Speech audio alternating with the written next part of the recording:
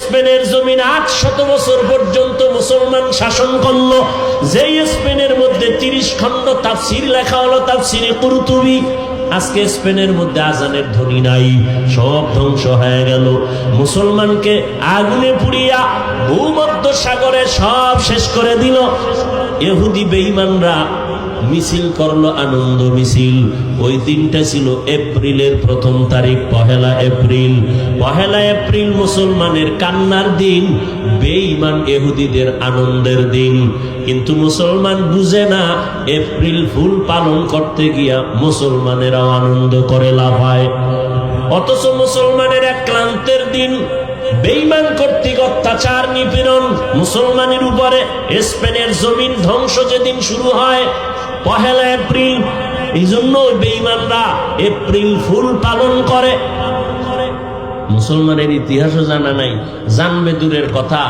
হিন্দু আইসাই বাংলাদেশে ইসলামের বিরুদ্ধে আন্দোলনের ডাক দেয় নাই, ইহুদি দেয় নাই। এ দেশে ইসলামের 12টা বাজানেওয়ালা মুনাফিকই যথেষ্ট। এজন্য রহমতের নবী বলেন, মুসিবতের পরীক্ষায় পাস করো, ইবাদতের বেলায় ধৈর্য, মুসিবতের বেলায় ধৈর্য ধারণ করো, গুনাহের বেলায় ধৈর্য। জীবনটা চলে যাবে, তারপরও গুনার ক্ষেত্রে কোনদিন আমি সামনে আগাবো না, আল্লাহর ভয়।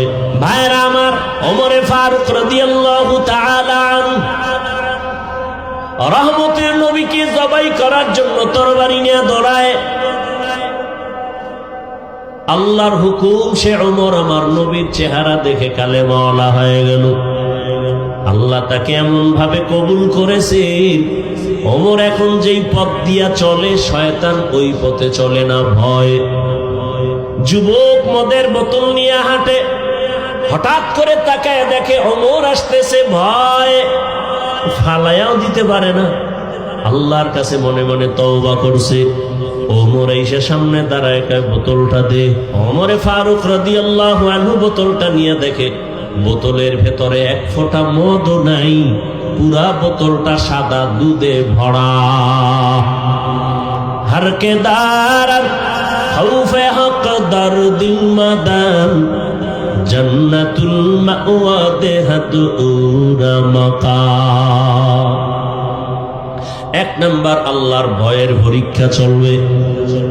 ওমরে ফারুক রাদিয়াল্লাহু আনহু দিনের বেলা বিচার করেন, রাতের বেলা মানুষের বাড়ি যায় ঘুরেন। ঘুরতে ঘুরতে দেখে একটা বাগানের মধ্যে আগুন জ্বলে।